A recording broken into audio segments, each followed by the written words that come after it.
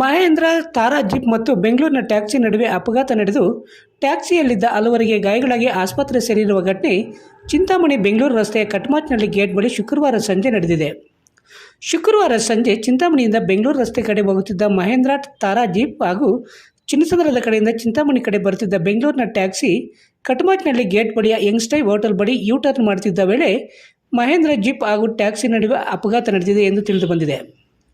ಅಪಘಾತದ ರಭಸಕ್ಕೆ ಟ್ಯಾಕ್ಸಿಯ ಡೋರ್ಗಳು ನಜ್ಜುಗುಜ್ಜಾಗಿದ್ದು ಮಹೇಂದ್ರ ಜೀಪ್ ರಸ್ತೆ ಹಳ್ಳಕ್ಕೆ ನುಗ್ಗಿದೆ. ಇನ್ನು ಅಪಘಾತದಲ್ಲಿ ಕಾರಿನಲ್ಲಿದ್ದ ಬೆಂಗಳೂರು ಮೂಲದವರಿಗೆ ಸಣ್ಣಪುಟ್ಟ ಗಾಯಗಳಾಗಿ ಚಿಂತಾಮಣಿ ಸರ್ಕಾರಿ ಸಾರ್ವಜನಿಕ ಆಸ್ಪತ್ರೆಯಲ್ಲಿ ಚಿಕಿತ್ಸೆ ಪಡೆಯುತ್ತಿದ್ದಾರೆ. ಇನ್ನು ಅಪಘಾತದ ವಿಷಯ ತಿಳಿದ ಕೂಡಲೇ ಸ್ಥಳಕ್ಕೆ ಚಿಂತಾಮಣಿ ಗ್ರಾಮಾಂತರ ಠಾಣೆಯ ಪೊಲೀಸರು ಭೇಟಿ ನೀಡಿ ಸ್ಥಳ ಪರಿಶೀಲನೆ ನಡೆಸಿ ಮುಂದಿನ ಕ್ರಮ ಕೈಗೊಂಡಿದ್ದಾರೆ.